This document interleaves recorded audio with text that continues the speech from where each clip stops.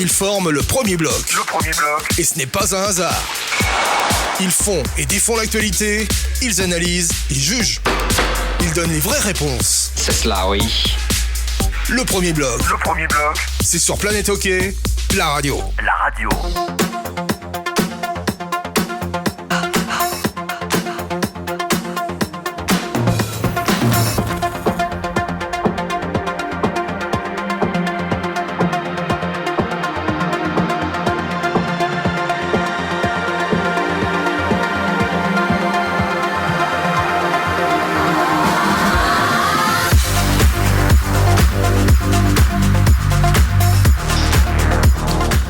Madame, monsieur, bonsoir, c'est le premier bloc, c'est le middle en ce mercredi. Merci encore une fois de nous rejoindre sur Planète Hockey, la radio. Nous sommes comme d'habitude au Bike & Coffee, la tête de course à l'avenue Violier à Nyon, tout près de la gare.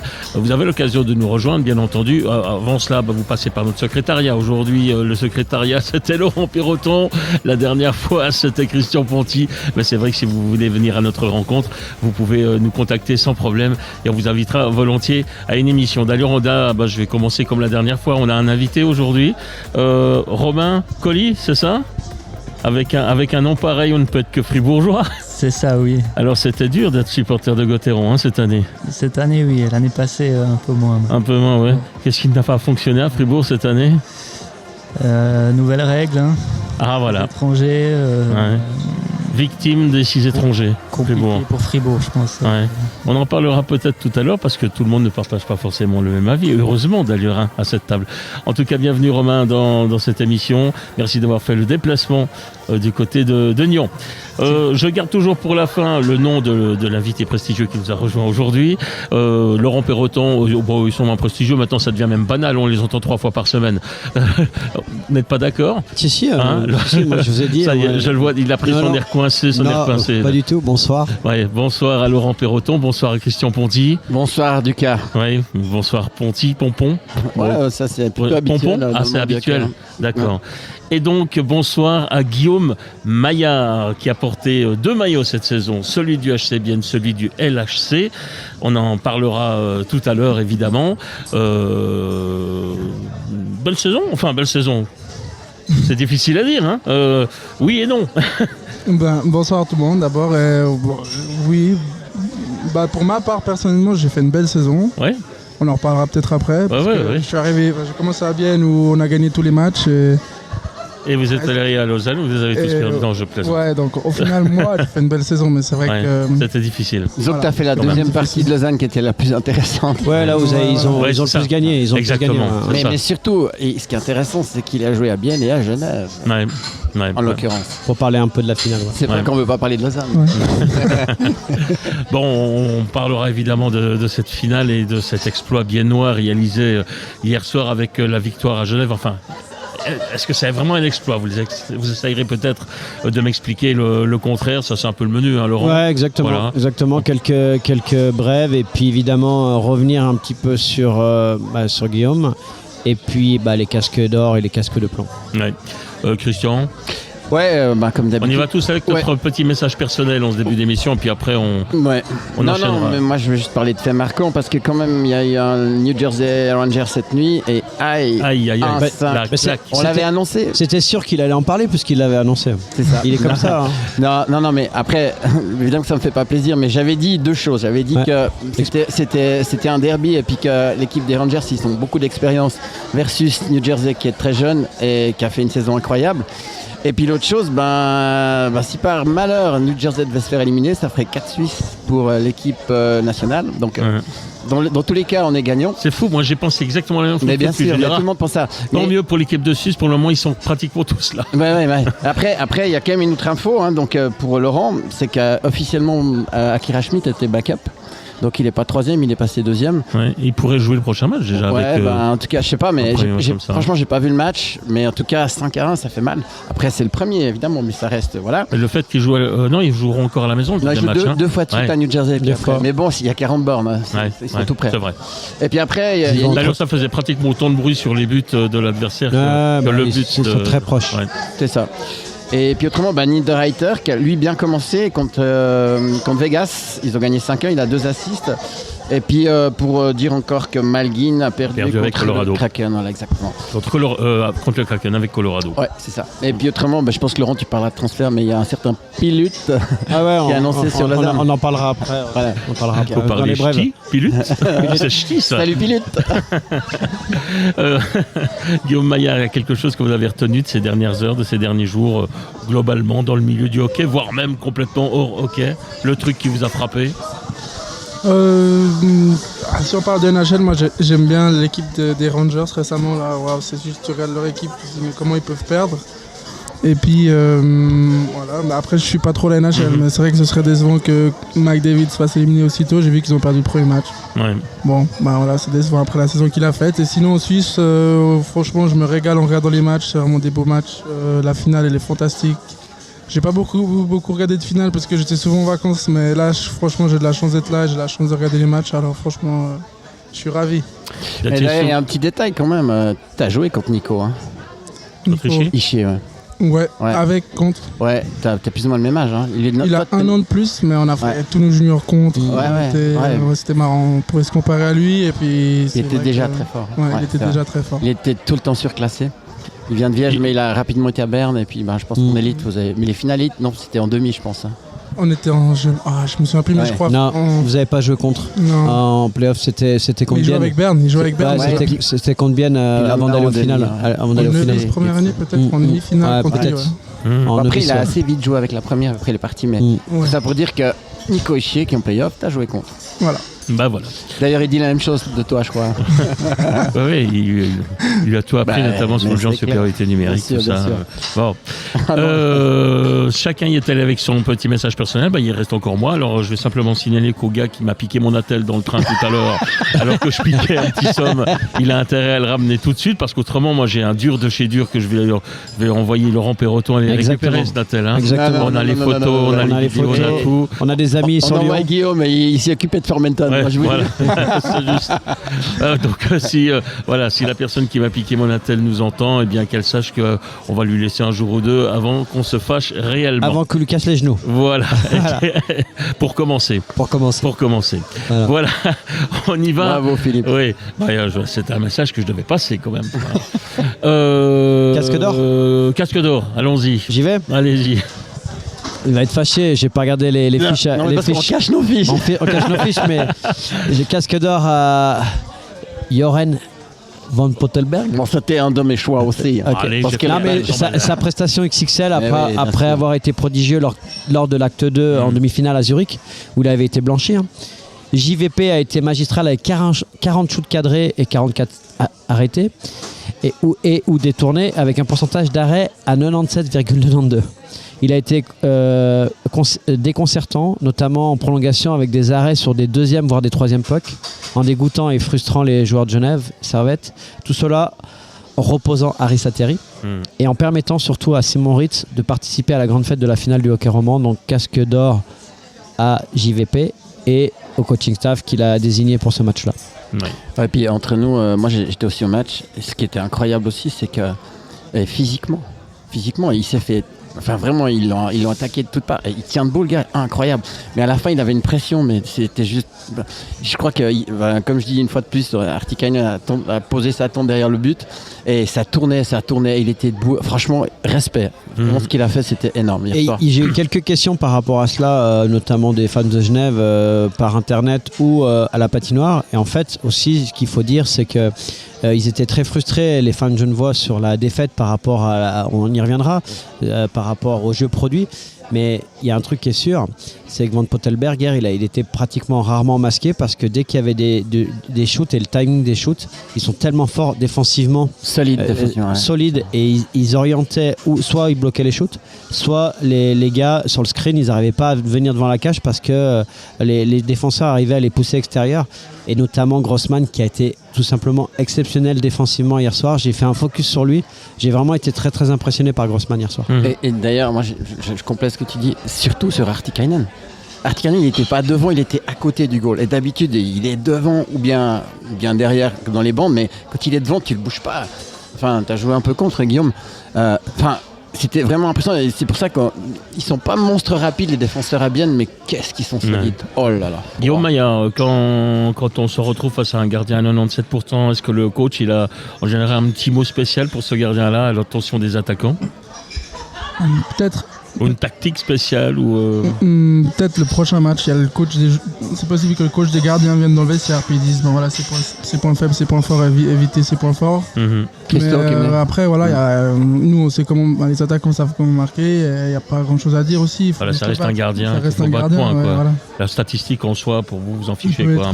Ça peut être un match pour et puis ça peut être un soir aussi où il n'y a pas la chance et puis il y a tout qui rentre, shooter et puis croire en soi. Après, il est exceptionnel, bien sûr, mais bon, les deux sont exceptionnels. Ouais, en ce moment, ouais. Mais toi, Artikainen, t'as trouvé comment, physiquement? Moi, j'ai trouvé incroyable. C'est marrant parce qu'il y a une petite anecdote avec Igor Jelovac. Et puis, c'est marrant parce qu'il a raconté ça comme si... Et puis, du coup, l'histoire, c'est qu'il s'est retrouvé dans le coin avec Igor Jelovac, qui fait quand même 105 kg. Ouais, il est 2 mètres. Il fait 2 mètres. Ouais. Et du coup, genre, il s'est retrouvé 1 contre 1. Il s'est dit, bon, je vais quand même le tester, ce grand gaillard d'Artikainen. Et puis... Artikainen, il a pris la main, le bras de Igor, il l'a soulevé et il l'a mis derrière lui. Ouais, c'est ça. Puis je sais pas, il a une manière d'utiliser son dos et puis avec les mains, il pousse. La largeur de son dos et puis la façon de patiner aussi ses pieds. C'est pas finlandais. Pas finlandais, il est très dur à choper. Ouais, mais c'est Mika qui disait qu'en plus, justement, Igor, c'est un cheval, quoi. C'est une pièce. Moi, Artikainen, plus je le vois, plus je l'adore ce joueur. Il fait pas un virage normal, il ouvre toujours les pieds comme les Finlandais. Il n'a pas de style. Et genre, il est trop fort. Puis on a l'impression qu'il sait pas patiner, mais il est très très fort techniquement au niveau de ses pieds. C'est ce qui fait ça, parce que c'est pas un monstre physique. Hein. Je parle dans l'athlétisation, c'est-à-dire si tu le vois en t-shirt, tu vois pas les plaquettes d'abdos, les pecs. Mais par contre, il utilise ses qualités physiques. Mais donc moi, vous retirez ce que vous avez dit à son sujet en début de saison? Non. Il est bien dodu, ça, il n'y a pas de souci. Mais quand il est arrivé en début de saison, il n'était pas bien dodu, c'était père dodu. Non, mais on parlait de la sangle, c'est vrai. On voyait pas la jugulaire. C'est ça. Mais là, maintenant, nous on adore ce joueur. Moi, je suis un fan. Mais par exemple, tu compares avec la pointe de vitesse d'un Noirod sur une patinoire entière, il n'y a même pas photo. Par contre, alors, comme je dis, quand il pose la tente, c'était pas bien. Puis en protection de puck, il est très fort et il est malin. En fait, ce qu'il arrive bien à faire, c'est à utiliser l'adversaire. Il arrive à tourner toujours sur l'adversaire et comme il a un dos très large et puis une bonne protection de puck, il arrive à sortir avec. Mais ça peut être usant sur des séquences d'1 minute quand il a le puck et qu'il le garde. Là, tu sors, quand tu changes, t'es content. C'est contre Zug, là, le défenseur, comme c'était comme il est devenu fou. C'était grosse. Non, c'est le gros barbu. C'était Schlumpf. Ouais. Il l'a rendu fou. Il a pris une pénalité après. Christian Ponty, le Belge était aussi votre casque d'or? Non, alors moi j'ai hésité, mais moi c'est Yannick Radgeb. Bon, déjà, par rapport à ses playoffs, et puis sur le goal de Rayala, quoi. Il arrive, parce qu'en fait, la zone neutre, elle était tellement neutralisée qu'il est arrivé en deuxième vague. Tous les joueurs de Bienne ont reculé. Et au moment où il fait sa passe, il a 3 joueurs de Bienne autour de lui dans un rayon de Genève, dans un rayon de 5 mètres carrés, et il délivre un fax. C'est une passe magnifique. Ouais. Alors évidemment, il y a un shoot incroyable, mais ce que je veux dire, c'est que quand tu as un jeu aussi fermé, et puis je disais, moi ce que j'aime bien avec Radgeb, c'est que c'est un droitier, mais il a une passe d'une précision incroyable. Il me fait vraiment penser à Mark Streit. Souvent, il éclaire le jeu, c'est-à-dire que tu dis il n'y a pas de place, et tout d'un coup lui il te fait une passe millimétrique. Et là il arrête pas. Et en plus je trouve qu'il est bon dans le jeu physique. Comme tous les défenseurs de mais lui il est vraiment spécialement bon. Il a beaucoup progressé. Ouais. Et donc moi j'ai eu même mon casque parce que je crois que tous les matchs il a bien joué, mais hier il y a tellement peu de goals que la passe qu'il met à Rayala à ce moment-là, ça vaut un goal quoi. Guillaume Maillard, comme ça, je ne sais pas si vous avez, dans le cadre de cette émission, déjà entendu cette émission, vous savez qu'on donne des casques. Est-ce qu'il y en a éventuellement un qui vous viendrait à l'esprit, un casque d'or sur les dernières prestations, ou bien même sur la saison, s'il y a quelqu'un que vous aimeriez mettre en évidence? Déjà sur positivement. Le match. Sur le match de hier, moi je suis d'accord. J'aurais aussi choisi Van Pottelberg comme Laurent. Bon, moi c'était mon premier choix, mais on a toujours les mêmes. Franchement, il n'y a rien à dire. Mais après, moi sur les playoffs, j'ai envie de parler de Tanner Richard parce qu'il est vraiment trop fort. Et même dans ces playoffs, je ne sais pas si vous voyez dans les médias ou quoi, mais ça se voit aussi sur la glace avec Gaëtan Haas. Il essaie de le neutraliser, il essaie de le déstabiliser. Et moi, j'adore regarder ce mec jouer parce qu'il a un style vraiment typique à lui et il est trop fort en fait. Il fait que des trucs, mais même quand il a le puck, il essaie de parler aux joueurs, à faire plein de trucs et ça j'adore. Ouais. Et c'était comme ça tous les playoffs, il est top scorer. Il fait pas que ça, il sait faire des passes, il sait faire et franchement il est trop fort et moi je lui donnerais quelque chose à Tanner mais je sais pas quoi. Et pour préciser, il essaye de neutraliser Gaëtan Haas, il avait parlé, Christian, mais pour moi Gaëtan Haas, je vous l'ai déjà dit, c'est le meilleur joueur des playoffs à l'heure actuelle par rapport à l'utilité de son rôle dans son équipe et le leadership qu'il amène. Mais c'est marrant parce qu'on voit qu'il le connaît, qu'il a joué avec. Parce que en fait, c'est le genre de gars, et Réal Vincent, t'es pareil, tu peux le détester, mais quand il est avec toi, tu l'adores parce que c'est un bout de ton train dans l'équipe. On va en parler de Mais Réal. oui, bien sûr, mais parce que je sais qu'on parle. Et ce que je veux simplement dire, c'est que c'est marrant parce que quand tu le vois dans les gradins, il peut t'énerver. Vraiment, il peut t'énerver. Ah ouais. Et par contre, je sais que c'est un super gars qui met une ambiance terrible. Et puis, lui, c'est un jeune. Évidemment, quand t'as joué avec, tu peux qu'aimer ce gars, c'est clair. Ouais. Mais il y a des gens, ils le comparent à Di Domenico niveau attitude, niveau Ouais, comportement. non. Mais en moins vicieux. oui, bien sûr. Ouais. Quand tu le vois, tu le détestes, des joueurs, ils me disent, mais Tanner, quand j'ai envie de jouer, quand je joue contre lui, j'ai envie de le démonter. Ah, puis comme moi, il parle avec je suis les tout le arbitres. contraire. Moi, je suis c'est tout le contraire, j'adore ce mec. Ouais, Je suis au face-off contre lui, c'est obligé qu'il y ait un sourire. C'est obligé qu'il y ait quelque chose. Ah ouais. Ouais. Non, Bon. c'est clair que je suis pas sûr qu'il fasse sourire Gaëtan Haas, mais, Non, mais je comprends ce que tu veux dire. Ouais, ça m'étonne pas. Bon. C'est le genre de gars que t'adores avoir avec toi, Ouais. mais que t'aimes pas avoir contre. Exactement. Voilà. Mon casque d'or, vous m'avez retiré le pain de la bouche. Hein. Ça reste aussi Van Pottelberg aussi pour d'autres raisons, vous vous en doutez bien. Ouais. Je vois déjà sourire. Non, hein. mais vous savez pas tous, il est à moitié belge. Non, ma mère est belge. À Moi, moitié, je n'ai pas une once de belgitude dans mon passeport. Mais c'est vrai que ma mère est belge. Voilà, on la salue d'ailleurs puisqu'elle nous écoute. Et Van Évidemment. Pottelberg est belge. Non, ouais. Et puis aussi, on a tendance à oublier, mais il revient d'une grosse blessure. Ouais. Bah, toi, tu l'as vécu, bien Et sûr. voilà, Ouais. et j'étais là, Absolument. j'étais à Bienne quand il était en train de revenir sur la glace et tout, et franchement, chapeau à lui. Ouais. Il mérite. C'est un bon gars. Ouais, c'est un bon gars, super calme, super tranquille. Ouais, je sais, Gentil, ouais. Stéphanie nous a dit, il est incroyable, super bon mec et tout. Mais bon, c'est tous des bons mecs. Mais c'est abusé. Mais c'est vrai. Tous des bons C'est- gars. Ouais. Et puis, comme il disait, Ritz aussi, le gars, il est content. Non, ça m'a fait content. plaisir, vraiment Ouais, plaisir pour lui en magnifique. tout cas, Ouais. qu'il soit aligné deuxième gardien hier soir. Et donc, quand je m'attendais à ce que tout le monde me dise Van Pottelberg aujourd'hui, eh bien, j'avais quand même un casque d'or par défaut, et juste parce que je trouve l'histoire elle est courte, mais elle est jolie. C'est Stampfli avec son but victorieux d'hier. C'est quand même beau. C'est qu'un une match. belle histoire. Ouais. C'est une jolie histoire, elle est courte, mais simplement le gars, il est le 13e attaquant. Il est a- défenseur à la il base. est défenseur à la base, il est 13e attaquant. Il joue irrégulièrement, on va dire ça comme ça, et c'est lui qui marque peut-être le but le plus important de la saison. Mais on y reviendra on en après. reviendra. Bon, hier Voilà. soir, le 13e, c'était Kinsley, si jamais. Oui, Au mais départ, enfin, au départ, Ouais. c'était Stampfli. D'accord. Voilà. On enchaîne avec le casque Plomb. de plomb. Je peux commencer. Allez-y, Ouais, allez-y. vas-y, parce fais-toi que plaisir. Je ne Eh, sais attends, pas. peut-être que notre oui. invité avait un casque. Il a un casque. Quelqu'un à mettre particulièrement en évidence, Romain Colli. Alors, JVP au but, Ouais. Ouais. mais Robert Mayer aussi, je pense, sur le début des playoffs, Ouais. début de la série. Un Fribourgeois qui est pour la parité, c'est marrant. Non, mais ça. c'est vrai, on est d'accord là. Mais oui, Ouais, il- bien sûr, bien sûr. Mais c'est un Il bon n'est pas choix. comme le juge unique, lui, il voit les choses correctement.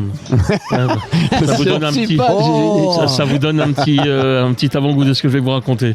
Casque de ouais. plomb aussi. Alors, ouais, le casse de plomb, bah, alors on lui laisse. Eh, il t'a volé là. Et il va me dire. Le corps arbitral Bah voilà, hein, on est d'accord. qui n'a pas été visionné, au moins Voilà, c'est la ça. charge de Exactement. Carrère sur Tino Kessler. Ouais, voilà. Alors, je vais commencer donc avec mon casque de plomb. Effectivement, c'est en deux parties. Il y a le juge unique qui décide de ne rien décider. Et puis, d'abord, il y a les arbitres. Les arbitres... D'accord, je n'étais pas sur place hier. On voit aussi les choses différemment à la télévision que sur place. Mais franchement, comment peut-on dire, comment peut-on ignorer une telle faute ?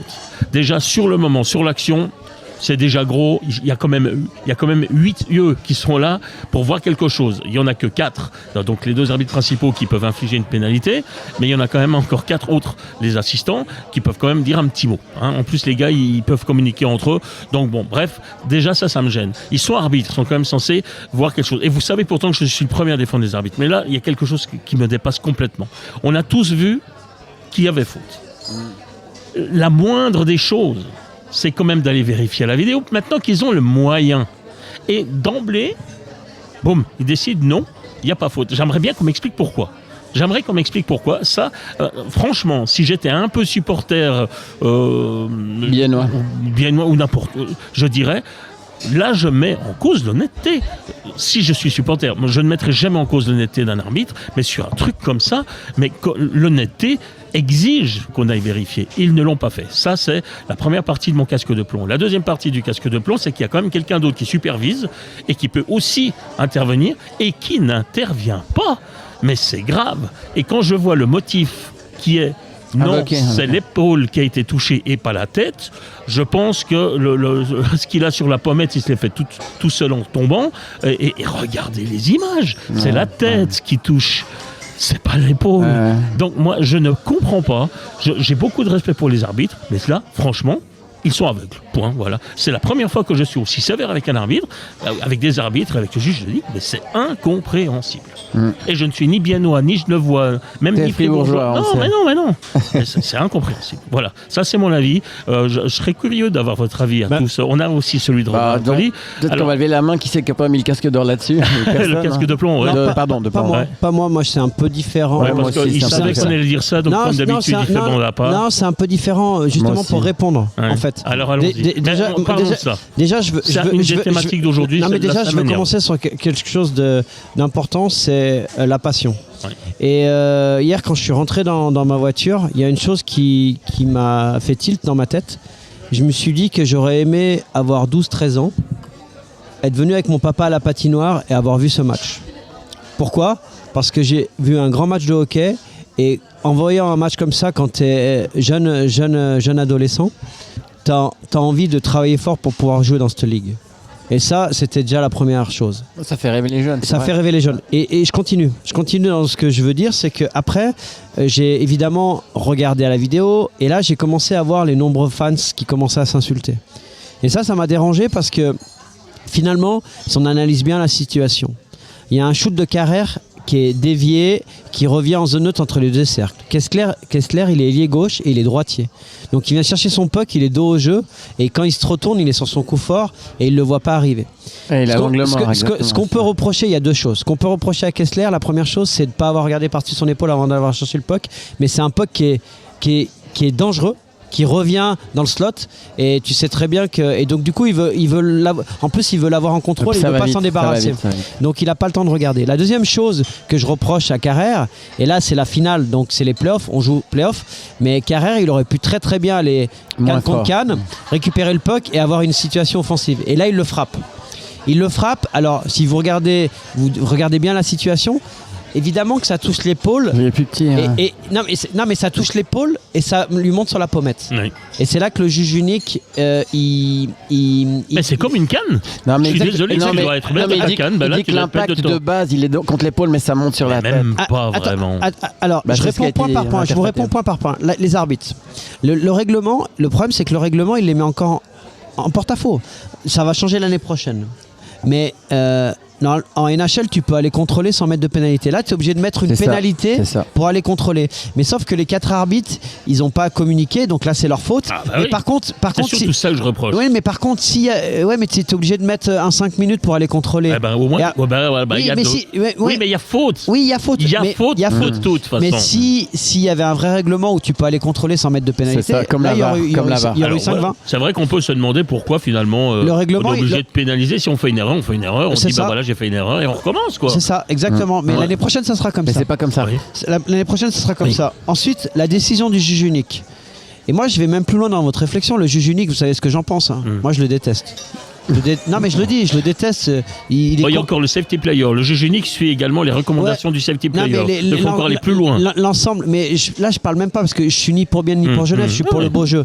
Mais ce que je veux vous dire par là, c'est que on fait des pieds et des mains contre Guillaume Maillard, 3 matchs pour l'arbitre, contre Schmidt, 3 matchs, contre Rouillet, 3 matchs. Mais moi, si je suis Tino Kessler et que je peux plus jouer la finale, moi, je me retourne contre ces gens-là et je fais jurisprudence. Et c'est la deuxième fois cette saison que Kessler est victime des mêmes circonstances. Parce que là, on protège pas les joueurs. Là.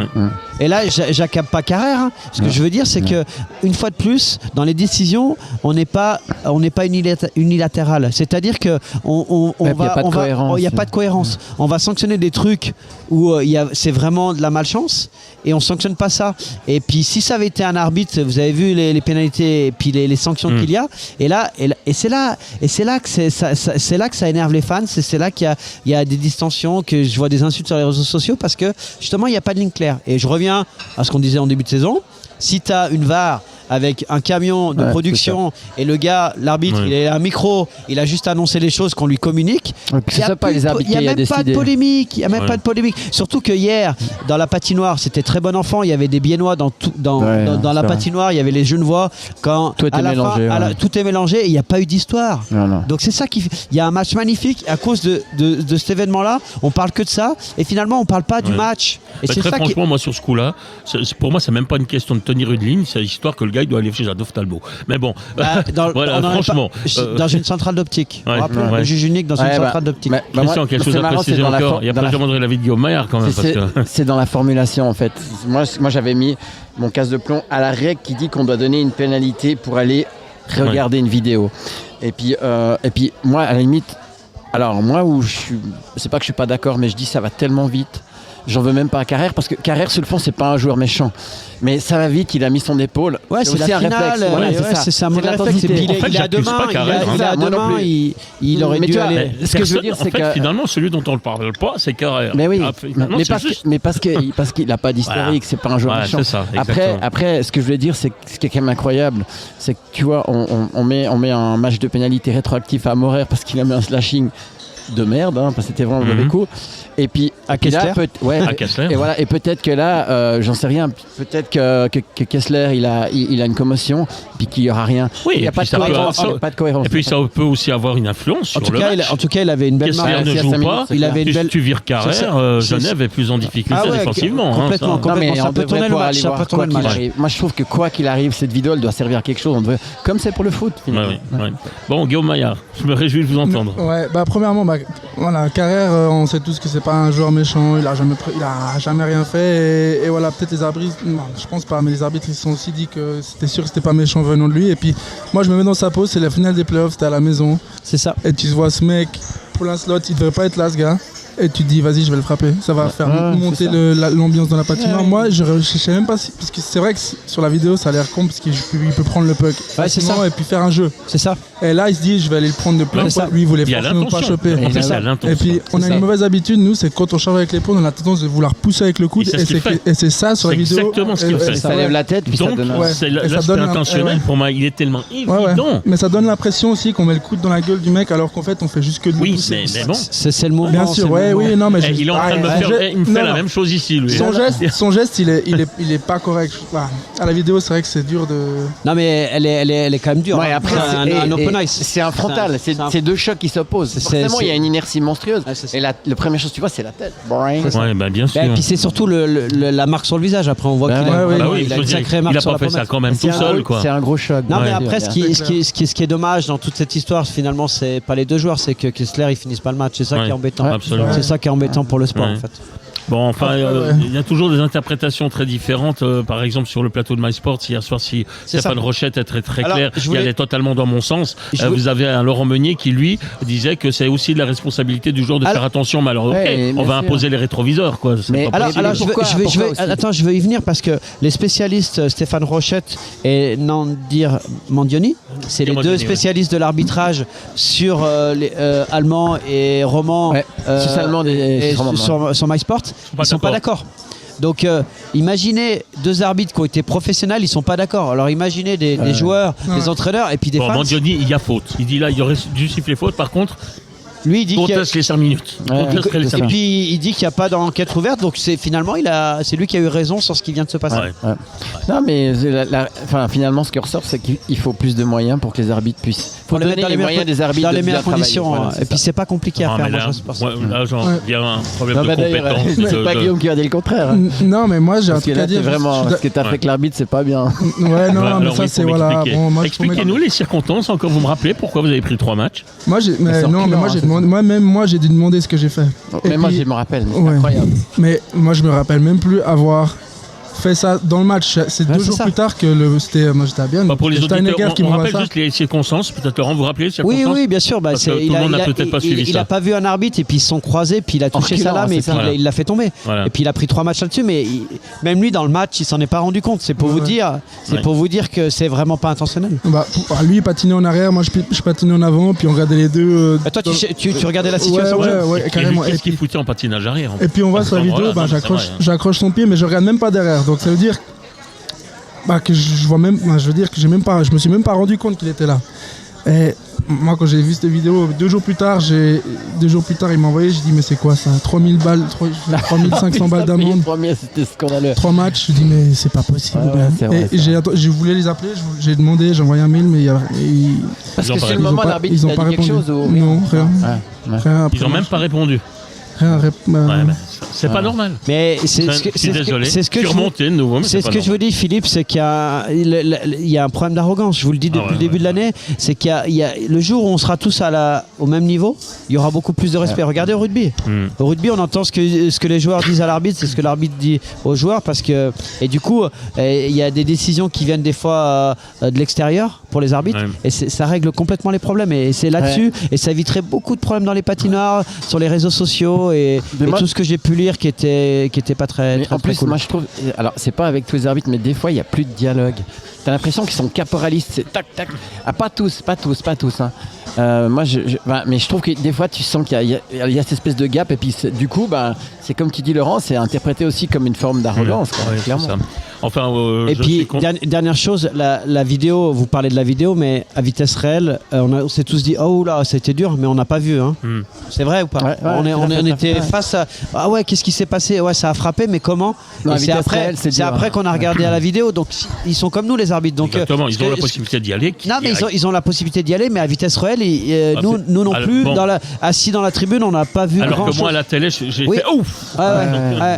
Pour vous dire. Laurent, pour rajouter un truc à ce que tu as dit avant par rapport à la VAR, nous on a déjà parlé de ça dans le vestiaire, on s'est dit mais ça peut être bien, mais ça peut être après devenir comme au foot. Je sais pas si vous regardez le foot, mais ici ils vont regarder la VAR toutes les 5 minutes et ça prend un temps infini. Et en fait, les gars ils célèbrent les buts et ils savent même pas s'ils ont marqué ou pas, parce que la VAR, pour des questions de millimètres, et au hockey j'ai l'impression qu'avec tellement il y a d'arrêts de jeu, tellement à chaque chiffre tu peux regarder un truc à la VAR s'il y a faute, s'il y a attaque. Donc j'ai l'impression que si on met une VAR, le match durera 3 heures, il y aura des fautes qu'ils iront regarder et ce sera insupportable parce qu'il y a un coup à la tête. On va perdre de l'énergie, mais c'est surtout sur la VAR, les gros trucs. Voilà, c'est vraiment sur les situations où il y a un mec qui reste étendu, où il y a eu une bagarre ou des choses un peu plus graves, mais pas sur des trucs, parce que c'est un sport d'intensité et de vitesse, donc il faut que le jeu se déroule. Après, ça, je suis d'accord. Peut-être que tu peux le réglementer comme ils font au tennis, tu as droit à une fois par set. C'est ça. Tu vois, je veux dire, parce que c'est vrai. Ça, je suis d'accord aussi. Hein. Des fois, c'est chiant. Puis le pire, c'est les goals où t'attends. Non, ça c'est horrible. Ça c'est horrible. Quand il est challenge, c'est la même chose. Hein. Ouais. Bon, voilà, je sais que je me suis pas fait des amis dans le corps arbitral aujourd'hui. Pourtant, non, les arbitres, franchement, je les respecte beaucoup. T'en as trop d'amis. Mec, peut-être. Mais, gens contre d'amis. Mais là, franchement, ça donne l'impression d'une autoprotection. En fait, il faut surtout pas s'accuser entre nous. Il faut surtout se protéger, et ça ne passe pas. Nous sommes toujours au Bike and Coffee, le tête de course à Nyon. Nous en sommes déjà à la mi-match, et on va maintenant passer à notre deuxième partie d'émission que l'on va consacré à la finale du championnat et cette très très jolie série entre Genève. On commence pas avec Guillaume. Oui. On peut commencer avec Guillaume. Oui, il est chaud. Il est chaud. Parce que quand il explique les charges qu'il fait, ce qui est marrant, c'est que c'est mon voisin ici de siège et il me balance les mêmes coups. Il m'explique en me balançant les coups, en me donnant les coups de coude. Mais surtout qu'il faut dire une chose, c'est que Guillaume, là, il a une prise de main, il est juste immense. Oui, c'est ça. Mais bon, alors il est pas petit. D'ailleurs, mais Guillaume, c'est un bon voleur de Natel. Ils sont tous fins, mais lui, il est balèze. On va envoyer Guillaume. On va aussi envoyer Guillaume avec Perroton pour récupérer mon appel. Moi, je me mettrai derrière Guillaume. Voilà. Ok. Alors, Guillaume Maillard, 24 ans. En fin de contrat avec le Lausanne Hockey Club, en renégociation, donc formé à Lausanne, puis à Fribourg-Gotteron, et finit sa formation à Genève Servette, international U18, U19, U20, avec la participation en 2018 au championnat du monde. Alors juste, j'aime bien regarder ce genre de stats, parce que au championnat du monde, vous dire avec qui il était. Vutriche et Akira Schmidt dans les buts. Egli, Geiser, Gross, Lecoultre, Riva, Barandum, Tim Berni en défense. Et devant, Haim, Kourachev, Miranda, Simit, Chigris, Nussbaumer, Jaeger, Egenberger, Maillard. Donc ça fait du beau monde, donc ça veut dire quand même que les sélections U20 sont importantes, parce que quand on vous rappelez, j'avais déjà fait ça, on avait déjà regardé, et on s'aperçoit qu'il y en a beaucoup qui jouent en Ligue nationale après. Et je peux même compléter, après les sélections U20, vous avez eu 3 sélections. J'y viens. Donc en 2017-2018, champion en junior élite A avec Genève. 2018, première saison en Ligue nationale avec Genève. 2019, quelques piges en Swiss League avec Sierre. Et surtout, 3 sélections avec avec l'équipe suisse à la Deutschland Cup. En 2020, il l'a gagné. Il est échangé avec Lausanne.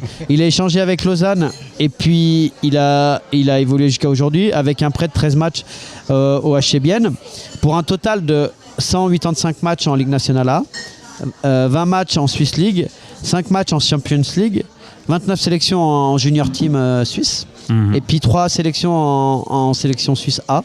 Donc pas mal. Donc voilà, moi j'avais 3 questions. Alors allons-y. Première. On commence par la... L'emmerdante. L'emmerdante. Non.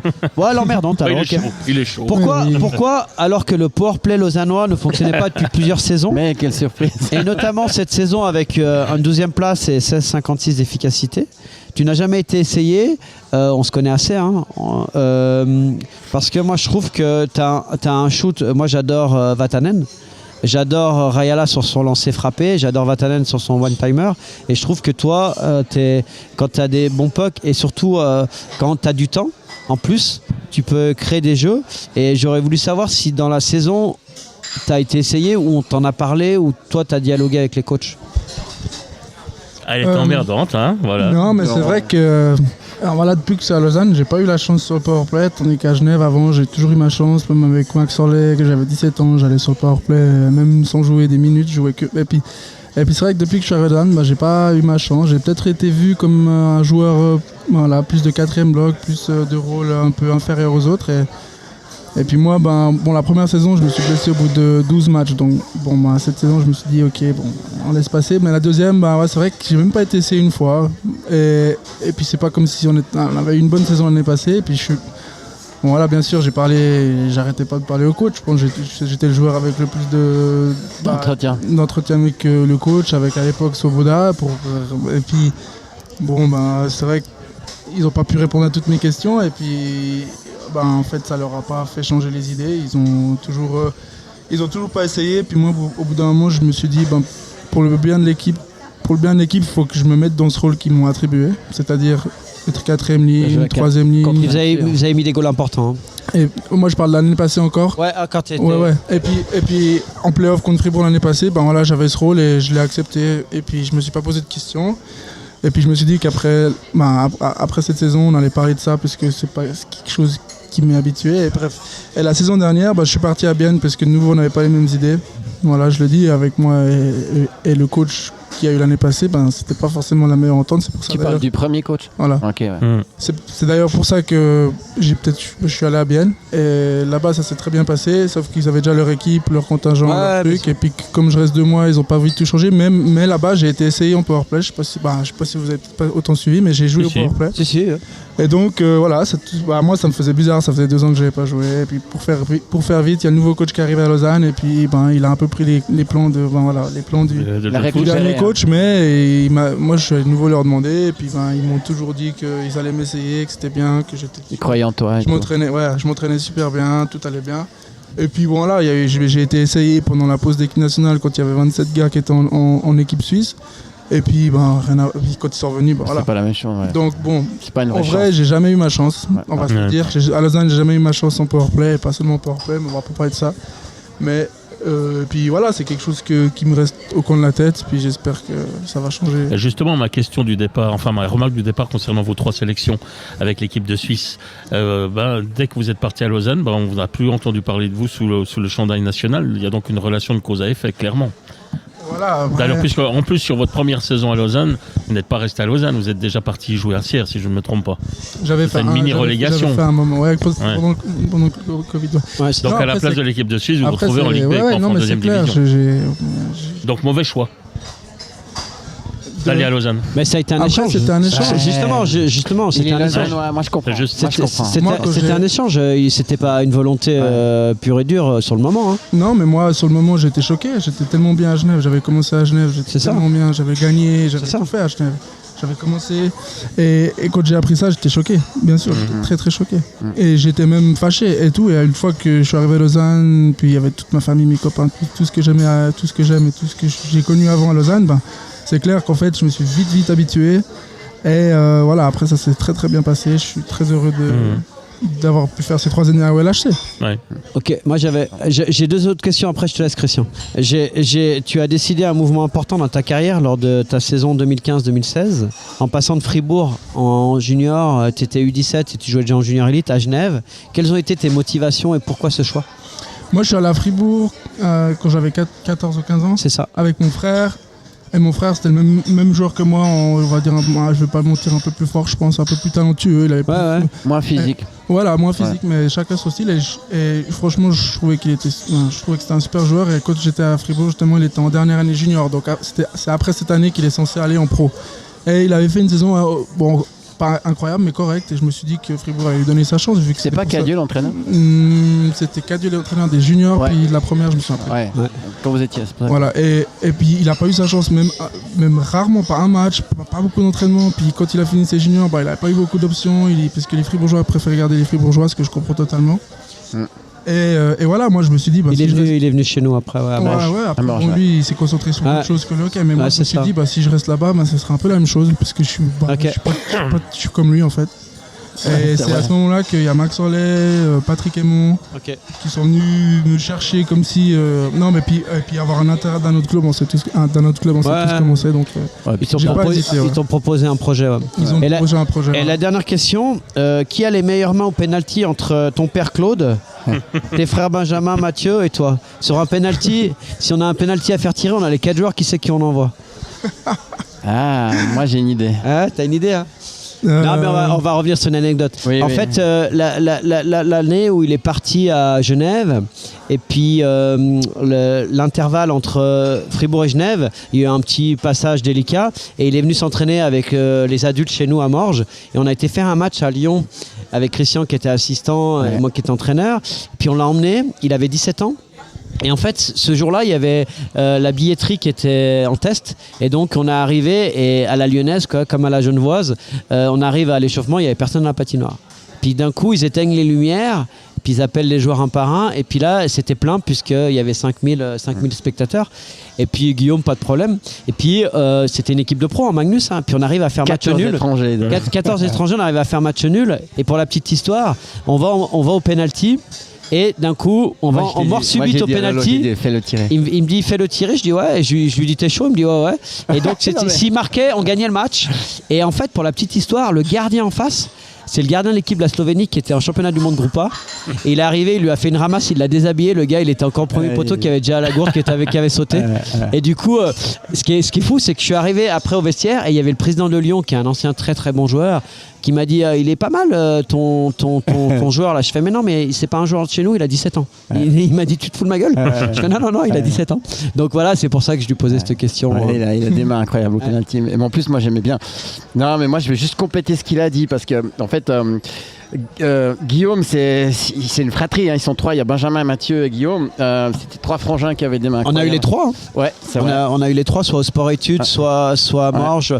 Et la première année à Morges, je sais pas si tu te souviens, quand on a voulu monter en élite B, c'était Mathieu. Il y avait Mathieu qui était là, qui était l'overedge. Mais il avait des mains incroyables aussi. Des très bons. Mais en fait, ce que je voulais dire, c'est que les frangins Maillard, ils étaient forts au hockey parce que leur père c'était un malade de hockey. Moi, j'ai joué avec. Et puis, il est toujours. Et alors, c'est ça que je voulais dire. Déjà, ce qu'il faut dire, c'est que Claude Maillard, ton papa, l'école de hockey avec lui, c'était juste exceptionnel. Parce qu'il est menuisier ébéniste, il faisait des figurines, des parcours Gymkhana pour les enfants, il passait en truc de clown. Mais c'était fabuleux. Astérix, il y avait des trucs. Il était à genoux avec les petits. Mais franchement, faut dire un truc, Claude, c'est un mec entier, mais alors avec les jeunes, il est juste fantastique. D'ailleurs, maintenant, il est coach avec ton frère. Il est assistant. U13. En U13. Avec mon frère Benjamin qui coach les jeunes de Lausanne. Et ce qu'il faut dire aussi, c'est que Claude, il a fait un truc incroyable. Il a fait une espèce de mini patinoire que tu pouvais mettre dehors, qu'il avait fabriqué lui-même. Et c'était un espèce de kit que tu pouvais mettre. Et en fait, tu as tous les gamins qui jouaient. C'était une mini patinoire avec des bandes de, 40 cm de haut, un truc du genre. Et je me rappelle, alors ça, c'est l'extrême. Il avait fait une maquette de Montchoisy. Non mais genre le type que t'invites le mercredi soir avec des potes, mais exceptionnel, magnifique, parce que c'est un artiste ton papa. Et franchement moi donc du coup c'est juste pas étonnant que les 3 soient devenus des hockeyeurs et puis qu'il y ait un très fort. Et moi dans les anecdotes aussi par rapport à Guillaume, moi je l'ai connu quand il avait peut-être 10 ans, quand il faisait les battles. Et je me rappelle, on était à Champéry. Puis c'était un petit bout de chou, il était peut-être 10 ans avec Simon Lecoul, tous ces gars. Et là, ça va au penalty. Et à 10 ans, il y a des gars, c'est encore vraiment des petits. Et lui, il tire un penalty, il met un back-end sous la latte. Donc moi je sais même pas si j'arrive encore. Il t'avait 10 ans je pense. Je dis mais c'est qui ce gars? Puis il me dit bah c'est Maillard. Et en fait j'ai compris que comme Noah Rudd, comme Simon Lecoul, c'est des gamins de la Paty. Et c'est pour ça qu'il a des mains aussi incroyables. Et pour revenir avec ce que tu disais avant, quand tu as dit qu'il avait fait championnat du monde, il a fait championnat du U20 à Montréal et Toronto, mais c'était à Montréal sauf erreur. Et tu jouais tous les pipis d'ailleurs, je me rappelle très bien. C'est pour ça qu'on s'énerve. Avec les joueurs qu'on a cités. Hein.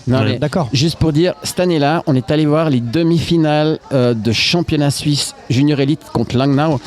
Il y avait un gars sur la glace qui était hyper fort, c'était Guillaume. Et en face, il y avait un gardien incroyable. Akira Schmidt. On a dit ce gars. Il a mis 3 goals. Exactement, je me rappelle très bien. Et là, je me rappelle, j'ai dit. Purée, il lui a mis 3 goals et en face c'est le meilleur joueur. C'est Akira Schmidt. Il avait un talent, on a dit lui il va finir en NHL, c'est pas possible. Et bah il y est. Voilà. Bon, on a parlé de moi j'avais juste encore plus. Alors allez-y. Oui. Vu que quand même on va profiter du fait qu'il a joué à Genève et à Bienne. Alors moi je vais te poser une question. La première c'est qui le joueur qui t'a le plus impressionné côté Bienne? Dans ce que tu veux. Bon, à Bienne, je connaissais déjà pas mal de gars, comme je jouais, par exemple Brunner. Mais un gars qui m'a impressionné, que je connaissais pas forcément, c'est Offer. Trop fort. Trop fort. Juste trop fort. Moi j'adore sobre mais efficace. J'adore la canne de 3 mètres de long. Ouais, exact. Il a des perches. Ouais, mais le gars il est toujours serré, il est petit. Franchement incroyable. Et puis un autre, bon, je suis obligé de le citer parce que c'était incroyable aussi, c'était Olofsson avec son shoot. Il tient les deux. Regardez sa canne, comment il tient sa canne. Il a les deux mains très très hautes et il shoot d'une puissance, je pense, poignet le plus fort. T'as vu ça? Ah non, mais c'est un golfeur. Il est parti. Oh là là, mais Paul Savary a les mains très très proches, mais il n'a pas le même shoot. Ouais, mais il a des cannes beaucoup plus courtes. Voilà. Non, alors ça, ok. Le joueur avec qui tu avais le plus d'affinité à Bienne? À Bienne? Ouais, moi je vois à peu près qui ça doit être, mais. Moi c'est Gaëtan. Ouais. Je pense. Et Gaëtan et Luca Ishii aussi. Ah, moi ok, intéressant. Ouais. Moi parce que Gaëtan je le connaissais un peu d'avant, on a beaucoup de proches en commun et qui parlent français, on va pas se mentir, un des seuls. Et puis Luca, parce que voilà, il est jeune, il est un peu foufou comme moi et puis on s'est super bien entendu.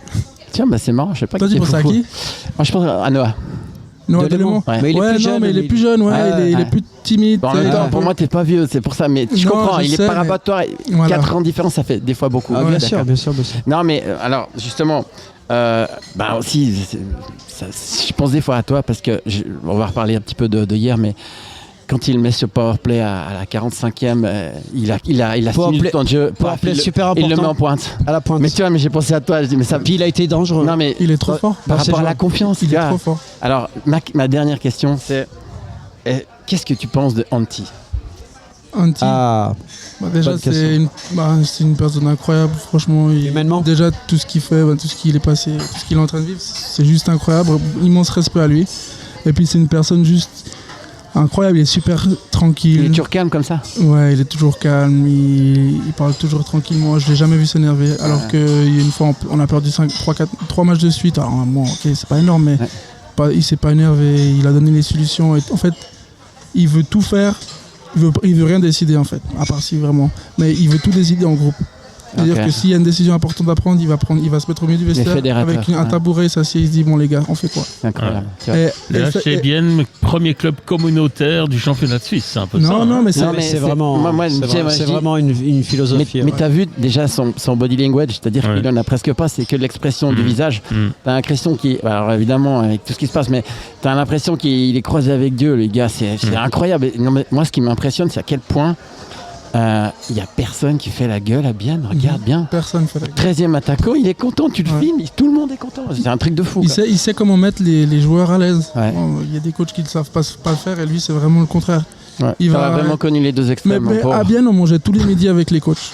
Tous les midis. Et c'était pas, par exemple, moi, j'ai pas forcément l'habitude de manger avec mon coach. Mais lui, c'était chaque fois, même presque on l'attendait pour le manger parce qu'en fait on savait que c'était une famille et qu'il était là, il devait être là. Et puis... D'ailleurs, c'est drôle, je suis allé voir un match à Bienne et à la fin du match, il y avait Gaëtan Haas qui mangeait au milieu des spectateurs. Ouais. En fait, les gens demandaient des autographes. C'est vraiment très cool. Ils se prennent pas le chou. Quoi.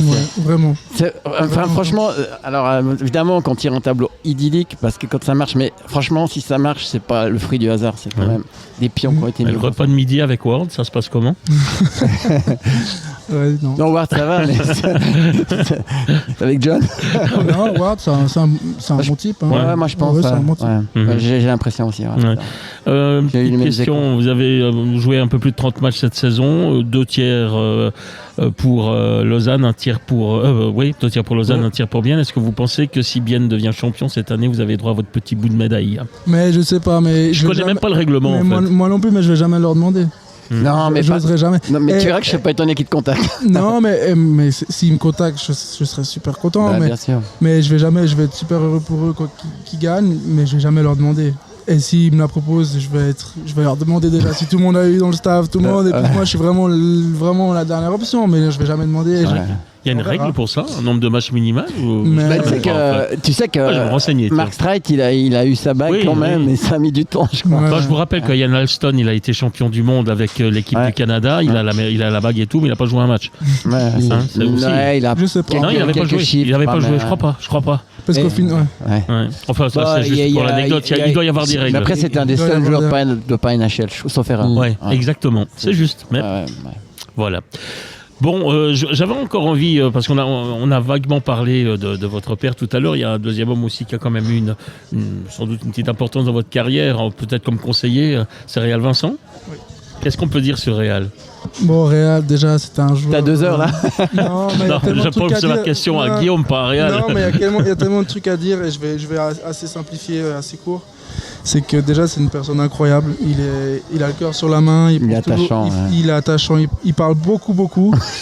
Énormément. Ah bon? Non, mais, et en fait, c'est juste parce qu'en fait, il a envie de te montrer qu'il sait des trucs, qu'il a envie de te donner de l'importance. Il est passionné. Du coup, bon, ça c'est un détail, mais c'est vraiment quelqu'un. En fait, c'est mon conseiller depuis que je suis à la Fribourg, donc 15 ans.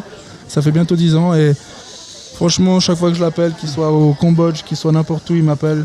Qu'il soit malade, qu'il soit en train de se faire opérer, il répond, à la masse. Il répond. Il est là pour moi. Et le seul truc que j'ai envie de dire, c'est qu'il y a beaucoup de jeunes joueurs qui font confiance à des agents qui en ont déjà 170 joueurs. Moi, j'ai fait confiance à quelqu'un qui est de la région, qui me donne beaucoup d'importance parce que je suis un de ses seuls joueurs. Et franchement, je le remercierai jamais autant parce qu'il a tout fait pour moi et je pense pas que je serais là aujourd'hui sans lui. Voilà. Il fallait le dire, je crois, hommage à Réal Vincent. Pour qu'on soit aussi très clair vis-à-vis par exemple, des supporters du Lausanne Hockey Club ou d'autres qui nous écoutent aujourd'hui, on a décidé de ne pas parler de contrat et du futur de Guillaume Maillard parce qu'on sait que vous êtes en fin de contrat, c'est en cours, ça se discute, c'est peut-être même déjà décidé. Mais on a décidé qu'aujourd'hui, on ne parlerait pas de ça. Simplement, ce qu'on va vous dire, c'est que grâce à Réal Vincent et au conseil de Réal Vincent et grâce à ce que vous avez apporté lors de vos dernières prestations, quand même, on vous souhaite la meilleure destination possible. Merci. Guillaume Maillard. Voilà, on va parler de cette finale maintenant ? Exactement. Alors allons-y, Laurent. L'acte 3, déjà, on fait une analyse rapide, mais si on prend à brut comme ça les chiffres, c'est 48 shoots à 29 pour Genève. Ensuite, sur le match, si on compare les deux gardiens, Maillard c'est 93,10 et JVP 97,32, donc énorme match. Mais maintenant, moi ce qui me fait halluciner à Bienne là, hier soir, tout le monde a crié un petit peu au scandale du côté de Genève et je peux comprendre la frustration parce qu'il y a une grosse domination. Mais il y a quand même des faits marquants dans le match. Premier fait marquant, on en a parlé avant, c'est l'application du système défensif. Et finalement, les occasions que Genève a eues, ils ont dû les créer, les forcer. Mais ils ont, à part le breakaway vraiment tranchant d'Antonietti en box-play, ils ont eu des shoots quand même extérieurs et des rebonds. Et puis après, quand il y a eu vraiment des situations dangereuses, Van Pottelberg a fait des superbes arrêts. Et ce qui est fou, c'est que dans cette série, c'est que Bienne a 0 sur 10 en powerplay. Ils ont eu un seul powerplay où ils ont été tranchants, c'est quand il y a eu Dolémont à la ligne bleue. Ouais. Et ils arrivent quand même à mener 2-1 dans la série. Mais si on compare à 5 contre 5 l'efficacité scoring, on est du côté de Genève à 4,42. Pour vous donner un exemple, dans la saison régulière, on baisse en play-off toujours. Mais dans la saison régulière, l'équipe la moins performante dans les shoots réalisés et puis l'efficacité dans la conclusion, c'était Lausanne, avec 8,02.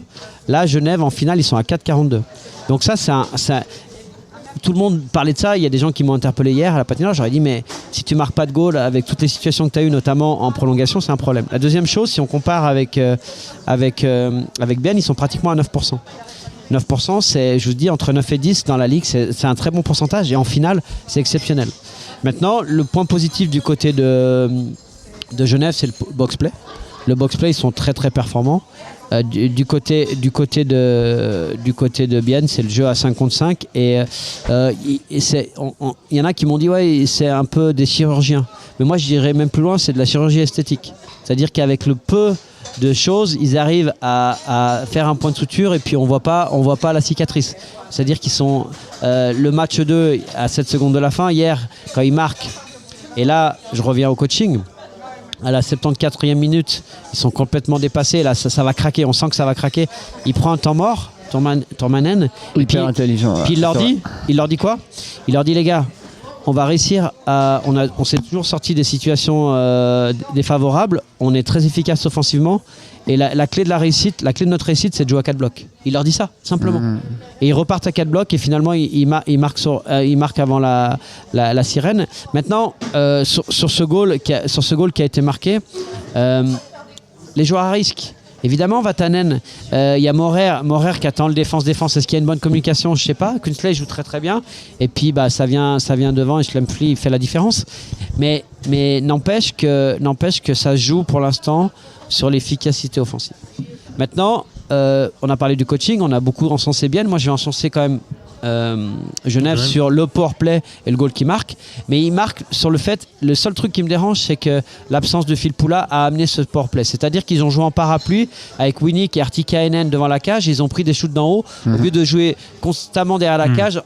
Omar qui essaye de la donner à Artikainen, ils ont transféré le jeu en haut. Et puis il ferme la boîte, et puis Artikainen il n'a pas le puck, il n'arrive pas à prendre ses shoots comme il faut parce que tout le monde la connaît celle-là. Donc là ils ont un peu modifié ce qui a amené le 1-1 et ce qui aurait pu aussi amener la victoire, parce qu'à la fin, sur la fin, ils auraient mérité la victoire. Mais voilà, Bienne a fait du bien, c'est-à-dire qu'ils sont sortis des situations délicates avec un goal inespéré d'un 4e bloc. Et le temps de jeu, on dilue le temps de jeu et on fait confiance à des moments forts des matchs, à des joueurs, jeunes joueurs. Est-ce que c'est l'ADN de Bienne, et on fait confiance à tout le monde. Vous avez jeté un œil sur le temps de jeu, Christian Ponty ? En fait, Tom Ernest a 33 minutes. Derrière, les défenseurs les plus utilisés du côté de Bienne, c'est 26 minutes. Ouais. Alors, ok, mais c'est qu'un match. Donc, plus 1. Et puis après, hier, ce qu'il faut quand même dire, c'est que... Alors, sur 78 minutes. Oui, mais bien sûr, mais il faut encore rajouter Lugano, etc. Voilà. Mais l'autre chose aussi, c'est que Vatanen, il est encore blessé. Il vient, il joue 24 ou 25 minutes, il met un goal et il fait une erreur. Mais est-ce qu'on peut vraiment lui en vouloir ? Non. C'est son jeu. Genève sans Vatanen, c'est pas Genève. Et puis maintenant, ce qu'il faut préciser aussi, c'est que si on regarde le début de match, Genève, le premier tiers, ils ont joué comme en début de saison. Ils étaient incroyables, vraiment. Genève allait vite, beaucoup d'énergie, ils gagnaient les duels. Et là, il faut donner crédit à Bienne, ils ont fait le dos rond, ils les ont gardés extérieurs. Ils n'arrivaient pas à être vraiment dangereux. Après, Van Poltenberg, 1 minute poteau. Alors déjà, il a de la chance. Sur Miranda. Il était dans une soirée comme ça, mais c'est une saison Miranda comme ça. a très bien joué. Un truc de fou. Miranda était dangereux. Exact. D'ailleurs, j'ai eu une interview. On le retrouvera à l'interview bientôt sur le site Planète Hockey. Mais c'est juste pour dire que je trouve que il faut donner crédit par rapport à l'aspect défensif. Hier, par exemple, ils ont annihilé un gars comme Artikainen. Il n'y a pas beaucoup d'équipes qui a réussi à le faire. Et devant le goal, il y avait une lutte infernale. Et en fait, Artikainen était tellement marqué que Omar ne pouvait pas lui donner le puck. Et effectivement, il l'a forcé. Ils ont forcé. Et quelque part, ça a aussi facilité le jeu de Van Pottenberg parce qu'il y avait tellement de monde autour, il n'y avait pas de place. Et du coup, c'est pas le hasard si quand Genève marque, ça vient d'en haut parce que c'est tellement bouché devant. Omar, il a pris la place de Phil Poula. Ils ont mis Winnick qui était en screen et c'est ce qui crée le décalage. Ouais. Guillaume Maillard, vous avez regardé le match quand même. Vous suivez quand même ? Bien sûr, je regarde tout. Ouais. Et puis alors, votre sentiment sur ce que vous avez vu hier ? Hier, Bon, hier, c'est vrai que Bienne a joué défensivement incroyable. Franchement, ce qu'ils ont fait, c'est chapeau. Ils ont tenu presque l'entièreté du match. La prolongation, 90% dans leur camp. Non, mais attends, moi je me suis dit, mais attends, c'est quoi qu'ils vont marquer C'est fou. Ils étaient frustrés, c'est dur. Ouais. Et puis voilà, une erreur et ça paye. Et puis bon, c'est la deuxième fois. Parce qu'à Bienne, quand ils marquent à 7 secondes de la fin, ça fait 5 minutes qu'ils reculent bien et qu'ils sont mal pris. Et là, jeu de transition, boom, goal. Et puis là franchement, en plus, mais rappelez-vous, à Berne, c'est aussi un jeune, c'est Schlepper, c'est tout le temps des jeunes qui marquent. Moi, je crois qu'une des grandes différences ici, c'est les joueurs suisses. Et moi, je voulais aussi en venir là-dessus. Un Noah Roth, pour l'instant, il n'a encore pas l'impact qu'il voudrait avoir. Il revient de blessure, c'est pas facile. Mais il a fait 2-3 accélérations, mais il n'a pas l'impact. Mais aussi parce que cette série, elle est moins physique. Noah, c'est quelqu'un qui aime bien quand ça frappe. Et puis là, tu peux pas trop frapper parce que tu peux pas donner de pipi à l'adversaire. Donc c'est terrible. Et c'est pour ça que je dis, Radgeb hier, il est incroyable parce que la zone neutre est tellement maîtrisée qu'il arrive en deuxième vague et ils n'ont pas le temps de le filtrer parce déjà, tu penses pas qu'il va en dribbler 1, puis 2, puis 3. Puis là, quand il y en a bien 3 au milieu, paf, la passe elle arrive et puis rien. Parce que si on résume un peu les statistiques collectives, ce qui est fou, c'est qu'au face-off, ils sont très très bons. Genève, c'est pratiquement 53%. Donc en finale, c'est vraiment un gros chiffre. Des problèmes de Bienne peu toute la saison. En box-play, ils sont à 100% et en powerplay, ils sont à 20%. Ça fait 120% si vous faites le cumul des deux. C'est très très bon. Simplement, il faut marquer des goals. Parce que des situations, t'en as. Et tu peux pas être à 4,42 en efficacité scoring parce que c'est comme ça que Bienne arrive à s'en sortir. Donc ça va passer par là. Mais le problème, c'est que aussi quand tu veux marquer absolument, des fois tu ouvres un peu le jeu. Et contre Bienne, il faut pas ouvrir le jeu. C'est ça qui est le dilemme, il est là. Bon, c'est fatal parce qu'il a tellement peu ouvert. Parce qu'il leur faut une demi-occasion pour marquer là. Et puis rappelle-toi à Zurich quand ils perdaient 3, ils gagnent 5-3, ils ont été. Mais même le 1-0 du premier match contre Zurich. Et c'est hyper fermé et à chaque fois c'est eux qui passent. Ouais. Après, peut-être aussi dire une chose de nouveau hier soir, Gaëtan, quel match. Oh là là, il est au four, au moulin. Moi, c'est vraiment les défenseurs qui m'ont impressionné hier soir, les défenseurs de Bienne. J'ai trouvé vraiment Forster, Schneeberger, Grossman, Radgeb, évidemment Love. Même Yakovenko, défensivement, je l'ai trouvé impliqué alors que c'est un petit peu un artiste. Donc vraiment, et puis Delémont a gagné des duels. Enfin, vraiment. Et même Raya la défend beaucoup. Ils ont un très bon box-play. Dans les interviews d'après-match hier que nous avons diffusées, il y a aussi un comportement étonnant, enfin pas étonnant, mais très différent entre les deux joueurs qu'il y a eu à l'interview. Vous avez justement Gaëtan Haas qui a l'air sûr de son fait, qui ne pense pas qu'il est sûr, non, mais il est serein. Il est serein, voilà, c'est ça. Il est serein. Il ne parle pas d'un éventuel titre d'ici 2 matchs. Alors que du côté genevois, la phrase que j'ai retenue, c'est pas le moment de paniquer. Il y a déjà une connotation négative quand on a ce genre de remarques-là. En général, quand tu dis ça, c'est Bertagien qui a dit ça. Et on sent qu'effectivement la sérénité n'est plus tout à fait dans le camp genevois. La semaine passée, enfin non, il y a 2 jours, nous avions un invité biennois, un supporter de Bienne. On va quand même donner encore une fois la parole aux supporters de Fribourg. Quand vous entendez ça, Romain Colli, est-ce que Fribourg avait sa place à ce niveau de la compétition, franchement ?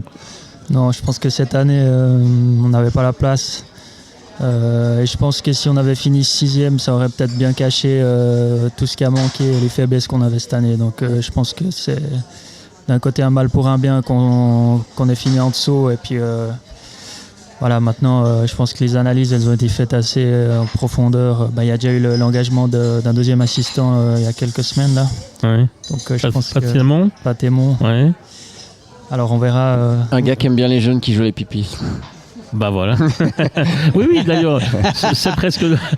C'est vrai qu'en fait, bon, peut-être que l'histoire dira Christian le contraire. Ponty sort de ce corps du cas. Non, mais c'est vrai. Moi, je le dirai toujours. Il commence à attraper un petit peu mes petits trucs là. Mais c'est vrai que lorsque nous avions été voir les Fribourgeois sur place, on a reçu Christian Dubé dans cette émission. Comme ailleurs, on a reçu le président, puis le président. Gerd Zenhauser. Gerd Zenhauser. Et Gerd nous avait dit, moi j'étais certain avec vos capacités, on peut rappeler que Fribourg, vous avez fait des offres. Certains, et puis Gerd avait dit non, on n'a pas fait d'offre, voilà. Je vous demande pas d'y répondre parce qu'on a dit qu'on parlait pas contrat, mais si vous avez envie de dire quelque chose, dites-le. Enfin, vous voyez, voilà, tout le monde se dit, tout le monde s'arrache Maillard, c'est peut-être pas le cas, je sais pas. Vous avez une explication à ça ? Non, c'est marrant parce qu'il j'étais en vacances après la saison et d'un coup, je trouvais sur Instagram, il y a au moins 40 messages. Oh, tu vas à Fribourg toi. Et puis moi, je fais ouais, comment ça? Puis j'ai vu, il y a un post je sais pas, qui a mis sur Instagram Guillaume est à Fribourg et il y a tout le monde qui commentait. Apparemment, ça a l'air d'être officiel. J'ai jamais. Nous, on a fait des allusions, mais rien de plus. Non, mais c'est ce qu'ils nous ont confirmé. On en avait parlé ici. Ils ont confirmé. Gerd a confirmé dans l'émission qu'il n'y avait pas eu de contact entre ton conseiller et puis toi et puis le club. Et puis je me demande comment c'est possible d'avoir des trucs comme ça. Et moi, ça me fait rire. C'est comme quoi des rumeurs. Les rumeurs, c'est fou quoi. Ça va. Il y a déjà mode à Fribourg pour les pipis. Moi, j'ai entendu que Ducard tournait à l'RTS, tu vois. Donc, hier soir. J'ai entendu que Guillaume allait repartir dans un club dans lequel il avait déjà joué. Et dans toute la liste que vous avez donnée, il y en a un qui ne figure pas dans la liste, c'est Ajoie. On dit plein de choses. On dit plein de choses, alors je sais pas. Je ne lance pas la rumeur. On a dit qu'on ne parlait pas de ça, c'est tout. Là, c'était pour rire, vous l'avez bien compris. Moi, je voulais juste rajouter un petit truc, c'est parce qu'on parlait du match de Genève, parce que j'adore parler de Guillaume, mais il y a un truc. Est-ce que Phil Poula est blessé? Oui. Alors moi, c'est ça que je voulais te parler. Il y a Ischier d'un côté, on l'annonce surnuméraire, mais il est blessé. On a eu la confirmation hier, et ça c'est un joueur très très important que j'aime beaucoup, qui a énormément progressé, et j'espère qu'ils vont le retrouver. Et Phil Poula, on a vu la situation où il y a son pied qui se plante, puis il y a son genou qui tourne. Il se fait ça un peu tout seul. Et hier, tout le monde après le match, Vatanen. Vous avez déjà eu des déchirements des ligaments? Oui. Vous en avez déjà eu? Vous avez vu mon poids? Quand vous jouez avec ça, même soigné, vous avez peur. Oui. C'est indirect, parce que la douleur au genou, c'est quelque chose de chronique. Et puis en plus, quand vous avez vécu ça installe le doute dans ta tête. Ça installe un doute compliqué. En plus, il est fatigué, je pense. Et puis en plus, il est fatigué. Et c'est dommage parce qu'il jouait très très bien sur cette finale. Je le trouvais vraiment très très présent dans les situations où il avait le puck. Donc on verra. Mais il y a Praplan qui est revenu au jeu hier. Un peu compliqué, manque de rythme. Et puis c'est sa main du bas, donc je sais pas dans quelle mesure comment il joue, mais on cache les bobos, il y a des infiltrations, mais si t'es blessé, t'es pas performant à 100%, donc il y a une explication. C'est pas le même pipi, avec ou sans fil. Et puis juste pour parler de la ligne là, justement, Artikainen, Joris, Omark, sur la série c'est -2 quand même, et puis Pouliot qui est -3. Et de l'autre côté, au niveau des buteurs, Phil Poula 3 points, Winnick 2 points et Carrère qui a 2 points. Mais de l'autre côté, ce qui est fou, c'est que sur la finale, c'est Brunner 3 points, Kunti 2 points, Froidevaux 2 points et Kunsley 2 points. Et on n'a pas les étrangers qui font un gros travail dans le jeu défensif. Froidevaux 2 points, il arrête le cœur. C'est extraordinaire. C'est extraordinaire cette situation. Moi, je suis content. C'est un super tellement gars. un bon mec. Tellement un bon gars, Messieurs, on en est à la 6e minute de jeu de l'overtime déjà. Alors c'est le moment mais il y a de une prolongation hier soir. On va pas aller jusqu'à la 78e. On fait vite en bref. Donc il en avait parlé, Christian Lorenz Pilut. Défenseur de 27 ans, binational américain-suédois, est signé au Lausanne Hockey Club pour 2 saisons, arrivant des Sables de Buffalo. Sur conseil de Danny Boone. Salut Pilut. Je voudrais me concentrer s'il vous plaît. Il va rejoindre donc Juice, Sekac, Raffle, Odette, Kovacs, Suomela, Emerton, Salomaki, soit 9 imports sous contrat pour le moment. Vous avez dit Joss? Oui, Joe, je l'ai dit, pour la prochaine saison. En attendant, évidemment, on sait qu'on propose certains joueurs à d'autres organisations. Donc, pour l'instant, il y a. Si effectivement. Ça marche mieux à Bienne qu'à Lausanne actuellement, visiblement, le marché. Là, c'est des très très bons transferts, mais par contre, il va falloir arriver à se séparer de certains étrangers parce que tu peux pas commencer à 9 ou à 10 étrangers. Ça fait beaucoup, surtout au niveau budgétaire. Donc, je pense qu'ils essayent ils ont des idées sur les étrangers qu'ils veulent. Notamment, on avait parlé que 2 défenseurs étrangers, ce serait pas un luxe à Lausanne, et puis c'est ce qu'ils sont en train de faire. Apparemment, et puis ils vont essayer de se séparer de certains contrats. À Berne, après le coaching staff, Enis Golubev autour de Tevez de partir. Je vous rectifie, je vous mets un petit carton jaune parce que sur le Planet Hockey, vous avez marqué Tevez attaquant. J'ai mis attaquant, il est défenseur. Il est défenseur. Et puis moi j'avais beaucoup aimé. Qui c'est qui vous dit que c'est moi qui l'ai écrit? Justement. C'est moi. Ok, ça va. Et puis après, moi mon coup de cœur qui est une fatalité, c'est une grosse blessure pour Marco Muller avec une déchirure de ligament de la cheville droite. Après sa superbe saison, il aurait mérité une sélection pour les championnats du monde, indisponibilité de 6 semaines pour le Luganais. Et moi je vous avais dit que j'ai adoré ce joueur pendant la saison, dans son attitude et dans ce qu'il a apporté lorsque Lugano allait mal, et il aurait mérité une sélection au championnat du monde. C'est embêtant. Je rajoute par rapport à Lugano que Klock retourne en KHL. Ouais. Ça, c'est dommage. C'est signé, c'est signé. Ouais, je crois que oui, c'est Ouais, plus ça se officiel. dit, ouais. Et puis juste pour revenir sur notre ami Pilout, Comme D'Acosta, il va rester en KHL. Ouais, KHL d'Acosta, ouais. mais juste pour dire... Donc tu n'es pas prêt d'être sélectionné en équipe de France. Hein. Ouais, mais je crois que ce qu'ils gagnent, ils sont tapés. Non, mais si vous voulez nous battre une fois quand même. Ouais, Non, je mais rigole. vous savez que je reviens dans la partie, attention. Ouais, je sais. Non, je voulais dire que Monsieur Pilout a joué en KHL au Tractor Tcherniabitz et Ouais. que c'est un gars en HL qui vaut 0,5 points. Donc, Pour un je sais- défenseur, c'est pas mal. Ouais, je sais pas s'il joue dans les deux sens ou si c'est un jeune Radgeb ou bien c'est un gars. En tout cas, 27 ans, c'est un profil Ouais, intéressant. ouais, tout à fait. Là, il fait même pas ses 27 ans d'ailleurs. Si vous regardez la photo, on dirait un junior. Ouais, C'est peut-être vrai, qu'il hein. était C'est junior. pas, sur c'est la pas un photo. dur. Ça doit pas être un mec qui s'est beaucoup bagarré Ouais. dans sa vie. Mais il a joué Mais bon. un peu à Buffalo, mais surtout en HL. Ouais. J'ai vu. Quand vous regardez la gueule de Maillard, lui, il en a pris des pêches. Hein. Ça va, t'es dur. Non, il a pris du volume. Je me venge par rapport au crochet qu'il m'a foutu avant.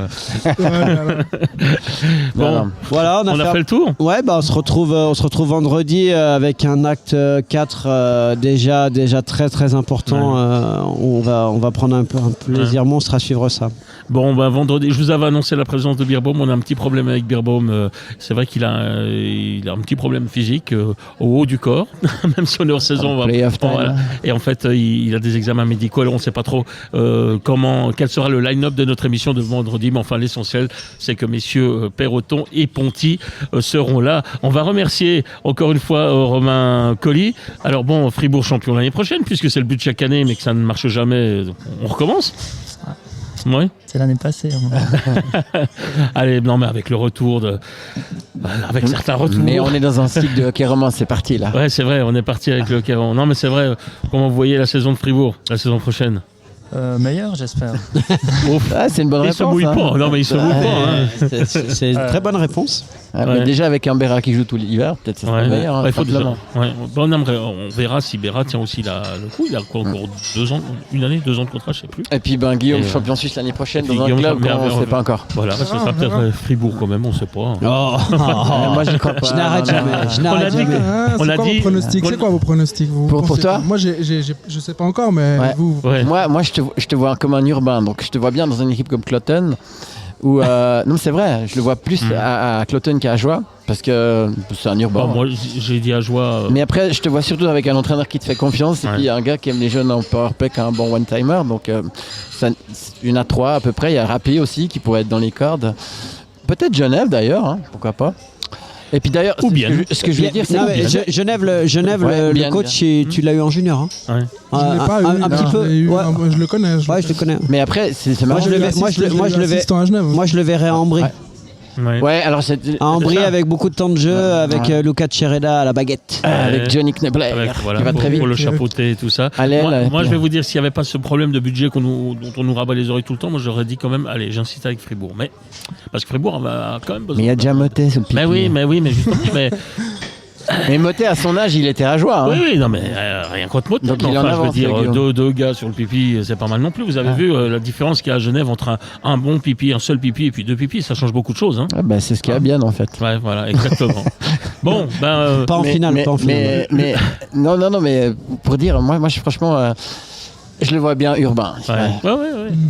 Ben, c'est vrai qu'il y a 2 clubs qui, alors en Suisse alémanique ou au Tessin, tendent les bras. Mais je sais pas s'ils parlent suffisamment joueurs en bien. développement, c'est Rapperswil, c'est Ambry. J'ai vu qu'en Pologne, ils cherchent des joueurs aussi. Ouais. C'est pas une question d'argent, on est bien d'accord, Guillaume Maher. Non. Non, alors voilà. Non, il faut Voilà. temps de jeu. Donc il peut aller jouer même à prix si on lui donne sa Avec chance. plaisir. Mais il y a déjà quelqu'un Avec- chez Il y a déjà un quelqu'un dans Maillard son à rôle. payer. Hein, mais oui, c'est vrai. Ouais. Il arrête, Benjamin. Il arrête. il arrête. Benja, il arrête, ouais. Bon. Il arrête. Ah, mais bon, il commence une Il y a une carrière de place à coach. prendre. Il y a une place à prendre. Ouais, Ouais, puis ouais, une carrière bah, de coach à Lausanne, pas facile. Ben, si vous voulez continuer la dynastie Maillard, va falloir faire des enfants hein, maintenant. Alors, Mais il en a peut-être déjà, mais il ne sait pas. C'est ça, ça fait On pas lance de un genre. appel. bon, Après le téléphone portable. S'il y a des gars à l'école alors de c'est hockey vous qui pouvez sont m'appeler bons sur en mon one-timer. portable 079. Allez, emmerdez un petit peu celui qui m'a piqué mon téléphone. Faites-le sonner 079 650 95 16. Ah, magnifique. Voilà. Et c'est mon vrai numéro. Hein. Et- je sais, non, je mais sais. il y a toutes les danseuses On a- latinas on- qui vont appeler. On a retrouvé Cyril Hanouna. Tu l'as oublié dans ton sac. Ouais, non. Imagine. Bon, non, on peut pas être sérieux. Merci encore une fois d'avoir participé à cette émission. C'était le premier bloc, le middle depuis le tête de course à Nyon, le Bike & Coffee de l'avenue Violier. On se retrouve évidemment vendredi pour le Before. Et puis, merci de nous écouter sur Planète Hockey la radio. Merci de nous écouter sur notre page YouTube, grâce à notre service YouTube Planète Hockey Center. Merci de nous lire sur planethockey.com. Vous verrez, il y aura du changement très très bientôt sur planethockey.com. Vous apprécierez, j'en suis certain. Ça sent les rondelles, là. Voilà. Ouais, ça va, vous. Hein. C'est pas possible ça. Bref, et n'oubliez pas que même s'il ne reste plus qu'un seul match au programme, le hockey sur glace c'est bien, mais le hockey sur place c'est mieux. C'est mieux. Et vive la finale du hockey roman. Excellente fin de journée à toutes et à tous. Bye bye. Le mot de la fin pour Guillaume Maillard. Allez, on lui laisse un petit mot de la fin. Ouais, ça m'a fait plaisir de venir participer à ça avec vous et je suis super heureux. Je pourrais revenir avec plaisir. Alors sans problème. Peut-être quand je serai où je joue et quand tout le monde saura, et comme ça on pourra en parler. On le saura bientôt. Moi je vous propose ça. On le saura bientôt. Moi il y a une dernière option que j'ai oubliée. Peut-être que tu vas aller jouer en Thaïlande. Ah ouais. J'ai mon frère Rejoindre qui joue en Stasny. Thaïlande. Oui, tu peux lui dire bonjour. Et rejoindre Stasny, c'est un Stasny. Hein. C'est Thomas qui est entraîneur assistant de l'équipe de Thaïlande. On lui salue, qui s'est lancé dans le donut. Ouais. Non, du coup, non, ça m'a fait plaisir de venir. Merci à vous. C'était cool. C'était bonne humeur. C'est tout ce qu'on aime. Plaisir partagé. Qu'on aime. Allez, merci à toutes et à tous et à vendredi. N'oubliez pas, aujourd'hui, diffusion 18h, vous l'écoutez, mais 20h, 22h, demain, 6h, 13h. Merci. Oui, il regarde l'heure pour une fois. C'est l'émission la plus longue qu'on ait fait depuis... mais c'est parce qu'il y a Guillaume, il y avait des choses à dire. C'est la 58e, c'est la plus longue. Merci à tous. Oui, il nous a tout dit aujourd'hui. Et imagine s'il y avait Réal. Et on n'arrivera pas à finir. Non, on serait même pas au début encore. Allez, bonne soirée à toutes et à tous et à bientôt. Bye bye. Ciao.